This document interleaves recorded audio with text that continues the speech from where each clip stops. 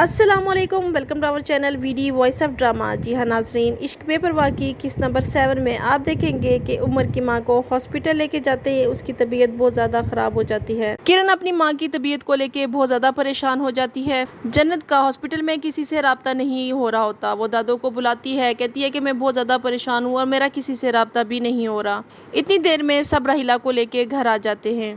دادو راحیلہ سے کہتی ہے کہ اپنا خیال رکھا کرو، بچوں کو تمہاری بہت ضرورت ہے۔ اور جنت گھر میں اکیلی تھی، وہ سب کو کال کر رہی تھی، کسی سے رابطہ نہیں ہو رہا تھا، وہ بہت پریشان تھی۔ لیکن یہ بات پھوپھو کو بہت بری لگی، ایک تو دادو کا ان کے گھر میں آنا اور دوسرا یہ کہنا کہ جنت گھر میں اکیلی تھی۔ جنت عمر سے پوچھتی ہے کہ آنٹی کو کیا ہوا ہے، لیکن وہ کہتا ہے کہ کچھ نہیں، بس ڈاکٹر نے پین کلر دے کے گھر واپس بھیج دیا ہے۔ عمر کا بھائی اسے کہتا ہے کہ ڈاکٹر نے ماما کے بارے میں اتنی بڑی بات کیسے کہہ دی، تو عمر جواب دیتا کہ ڈاکٹر کوئی خدا تو نہیں ہے، ماما ٹھیک ہو جائیں گی۔ دادو جنت کو سمجھاتی ہیں کہ تم پریشان نہ ہو، راحیلہ بالکل ٹھیک ہے۔ جنت کو کہتی ہیں کہ عمر ابھی تمہیں اگر گھومنے کے لیے نہیں لے کے گیا تو بعد میں چلا جائے گا، چھوٹی چھوٹی باتوں کو سوچا مت کرو، نہ ہی دل پہ لیا کرو۔ جنت اپنی ساس کو چائے دینے آتی ہے کہ پھوپھو وہاں پہ اس کو کھڑا کر لیتی ہیں، اسے کھری کھری سناتی ہیں کہ تمہیں کیا ضرورت ہے ذرا ذرا سی بات اپنے گھر میں بتانے کے لیے اور دادو کو یہاں پہ بلانے کے لیے۔ وہ جتنی مرضی بار یہاں پہ آئیں، سو بسم اللہ، لیکن اس طرح سے سب تھکے ہوئے آئے تھے ہاسپٹل سے، اپنے کام ہوتے نہیں اور مہمانوں کی خاطرداری کرو۔ جس پر راحیلہ کہتی ہے کہ یہ چھوٹی ہے، بچی ہے، دادو کوئی کانٹا چبھنے پر بھی اس کے لیے پریشان ہو جاتی ہیں، لیکن پھوپھو کہتی ہے راحیلہ تم اس کو خراب مت کرو۔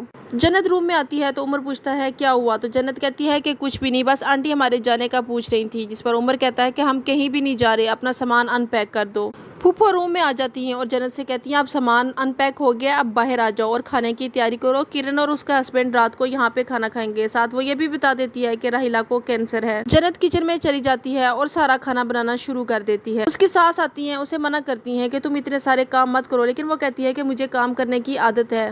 وہ اپنی ساس سے کہتی ہے کہ آپ بیٹھ جائیں، آپ کے سارے کام میں کروں گی۔ اور ساس کے ساتھ یہ رویہ جنت کا دیکھ کے عمر اور اس کی بہن بہت خوش ہوتے ہیں۔ جنت عمر کے رویے سے پہلے پریشان ہوتی ہے، وہ اپنی ساس سے کہتی ہے کہ آپ عمر کو دوبارہ کہیں جانے کا مت کہیے گا، میرا دل ہی نہیں ہے جانے کا، اور ویسے بھی میں گھر کے کام کرنے میں خوش ہوں۔ جنت عمر کے لیے چائے لے کے آتی ہے۔ عمر کہتا ہے آج تمہارا امی کے ساتھ ایسے خوش ہو کے ہنسنا کھیلنا مجھے بہت اچھا لگا، امی بہت خوش تھیں۔ اور جنت کہتی ہے کہ میں انہیں ہمیشہ ایسے ہی خوش رکھوں گی۔ عمر اپنی امی کے روم میں جاتا ہے جہاں پہ وہ اس سے فرمائش کرتی ہیں کہ اپنے بھائی کو باہر پڑھنے کے لیے نہ بھیجو، تو عمر کہتا ہے میں آپ کی یہ بات نہیں مان سکتا، پھر بعد میں وہ راضی ہو جاتی ہیں۔ پھوپھو دیکھتی ہیں کہ جنت اپنی ساس کے روم کے باہر کھڑی ہے، تو وہ کہتی ہے تم یہاں پہ کھڑی ہو کے باتیں سن رہی ہو، تو جنت کہتی ہے نہیں، میں تو صرف عمر کا انتظار کر رہی تھی۔ وہ کہتی ہے تم دن کو کام کر رہی تھی، تھکی بھی ہوگی، لیکن ہاں جانے سے پہلے مجھے گرم دودھ کا ایک گلاس دیتی ہوئی جانا۔ عمر جنت سے صبح کے رویے پہ سوری کر رہا ہوتا ہے کہ امی کی وجہ سے میں بہت زیادہ پریشان تھا، اس لیے تمہارے ساتھ روڈ بولا، بس دعا یہ ہے کہ امی کی رپورٹ ٹھیک آ جائیں، کوئی بیماری نہ نکلے۔ جس پر جنت اسے حوصلہ دیتی ہے۔ عمر کہتا ہے زندگی ایک محاذ ہے، ایک جنگ ہے، ہر روز ایک نئی پریشانی۔ جب تم میری زندگی میں آئی، میں تم سے ملا تو میں نے سوچا اب زندگی بدل جائے گی، اب سکون ہوگا، لیکن پھر سے ماما کی طبیعت خراب ہو گئی، ایک نئی پریشانی آ گئی ہے، لیکن ماما کے ساتھ تمہیں خوش دیکھ کے مجھے بہت اچھا لگا، میں اس کے لیے تمہارا شکر گزار ہوں۔ جنت کا بھائی اسے کال کرتا ہے، لیکن جنت اسے بات نہیں کرتی کہ آج عمر کے آفس جانے کا پہلا دن ہے، میں نہیں چاہتی کہ کوئی غلطی یا کوتاہی ہو۔ لیکن زین پریشان ہوتا ہے کہ بار بار وہ جنت کو کال کر رہا ہے، لیکن وہ اس سے اس طرح سے بات نہیں کر رہی ہوتی، کیونکہ وہ اپنا سارا ٹائم اپنے سسرال والوں کو دینا چاہتی ہے۔ دادو زین کو کہتی ہے کہ اللہ کرے تمہارا پیپر بہت اچھا ہو، اور اس بار تم نے ٹاپ کیا تو میں جنت کے گھر بھی مٹھائی بھجواؤں گی۔ عمر آفس جاتا ہے، جنت اسے لنچ پیک کر کے دے کے واپس آتی ہے کہ عمر کی امی کی طبیعت دوبارہ خراب ہو جاتی ہے۔ جنت پریشان ہو جاتی ہے، وہ ان کو بیڈ پہ بٹھاتی ہے۔ وہ جنت سے کہتی ہیں کہ اگر مجھے کچھ ہو گیا تو تم مجھ سے وعدہ کرو کہ تم میرے عمر کا خیال رکھو گی۔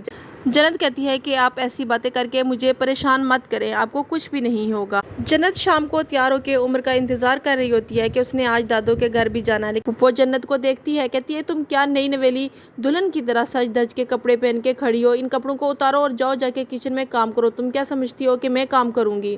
جنت اندر جا کے سوچ رہی ہوتی ہے کہ شادی سے پہلے دادو سے روک ٹوک کرتی تھی کہ تم شادی کے بعد تیار ہونا، یہ سجنا دھجنا شادی کے بعد اچھا لگتا ہے۔ وہ جنت کو گہرے رنگ کے کپڑے پہننے دیتی تھی اور نہ ہی گہرے رنگ کی لپسٹک لگانے دیتی تھی۔